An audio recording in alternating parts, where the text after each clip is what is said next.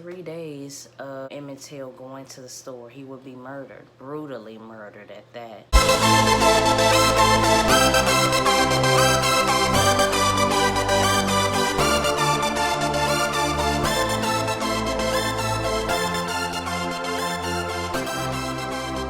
What it is, what it ain't, it's your girl Umbrella, and I am back with another video. I told you guys on my YouTube post that I wasn't feeling well for the past couple of days, but that I had a 3-part series video coming soon for you guys, and this is going to be the part 1. I'm so excited to finally be able to record this video. I'm still feeling a little bit under the weather, but I am going to get this video done today.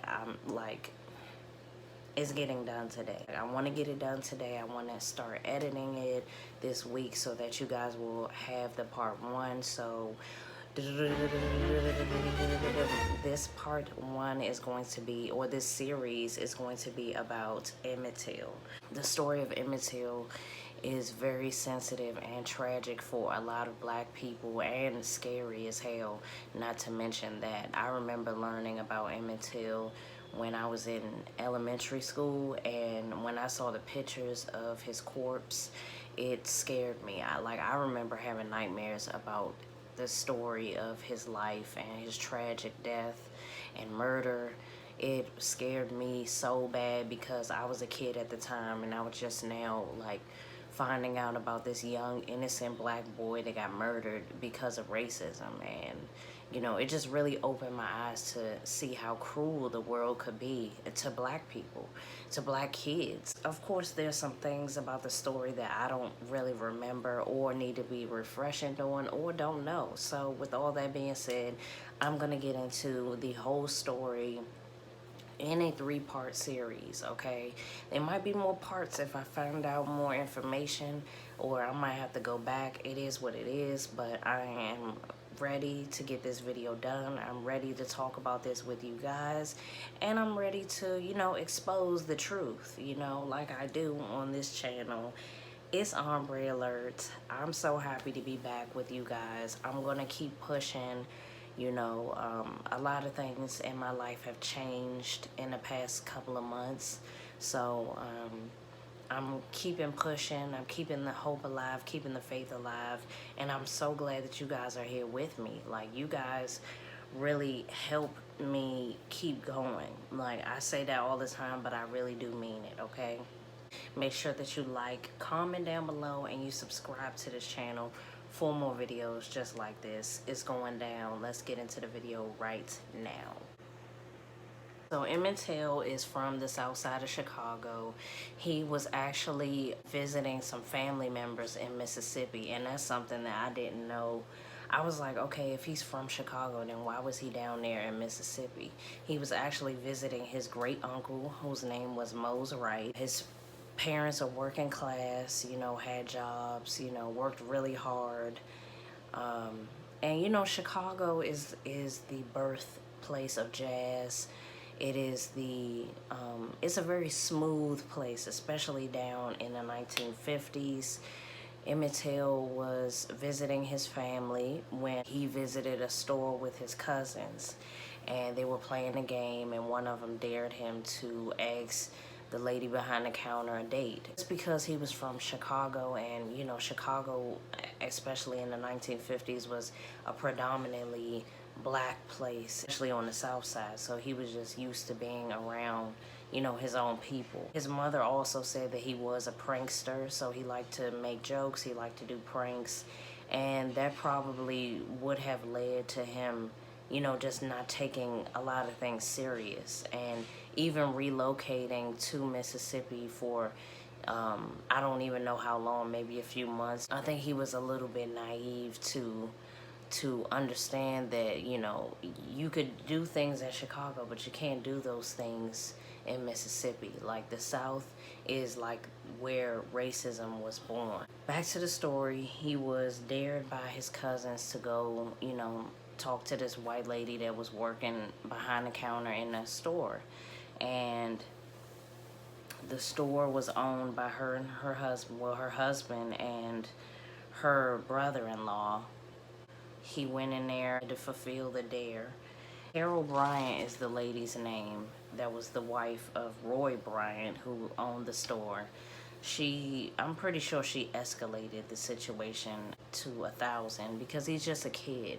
If she wasn't racist herself, there's no way that she should have took anything that he said seriously or even told her husband, in my opinion.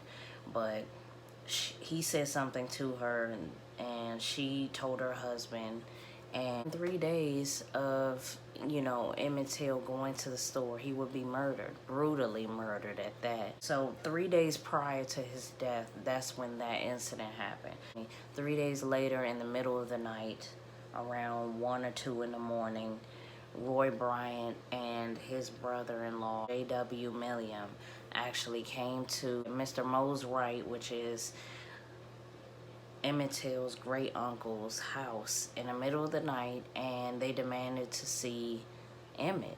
Of course, his uncle was not going like that. It was like, no, he's not going anywhere, leave him alone.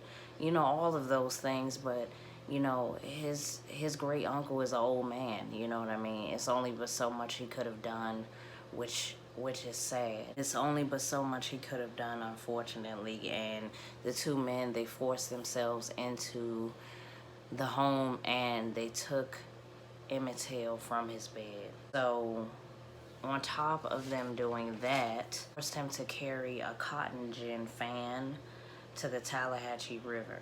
And I'll put a picture of what the fan looks like right over here. They beat him to death. They gouged his eyes out. They shot him in the head, and they tied him to this cotton gin fan and wrapped him with barbed wire before putting him in the water. So this was like an insane, brutal murder. It's highly uncalled for. And it's just pure evil and racist, you know what I'm saying? A few days later, his body was found brutally disfigured, and his body could only be identified by a ring that was on his finger that his father gave him. That's the only way he was able to be identified by anyone, especially his family, was the ring that his father gave him.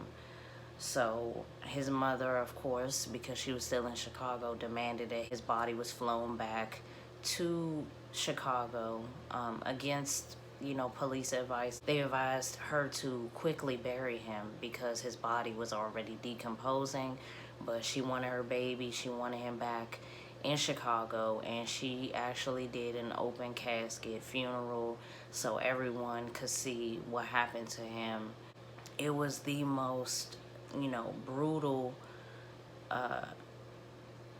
It's honestly the most brutal looking corpse that anybody probably has ever seen before, definitely during that time, just to see how racism could escalate and how you could ruin and destroy a human body based off of some type of prejudice that you have. Jet Magazine I didn't even know Jet Magazine was out during that time, but they published a photo of Emmett Till's corpse, and as soon as they put that picture on the cover, like, the whole world saw what happened to him and heard his story. Weeks after his death, his great uncle identified the two men to an all-white jury, so you already know that's, not fair altogether.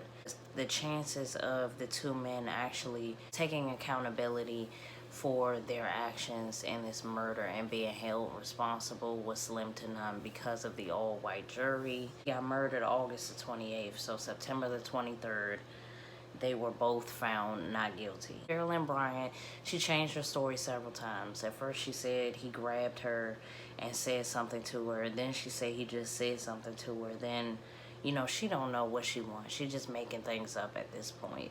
I'm sure he said something to her, but my thing is it really that serious? He's a kid.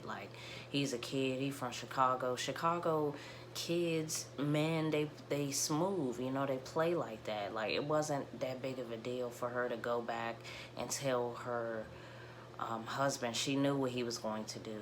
She knew how he felt. You get married to somebody, you know who they are. You know, hopefully, you know who they are. You know how they were raised, and you know how they would handle certain situations. So her telling her husband that he grabbed her and said things to her, like, she already knew it was a wrap for Emmett Till, and she didn't care.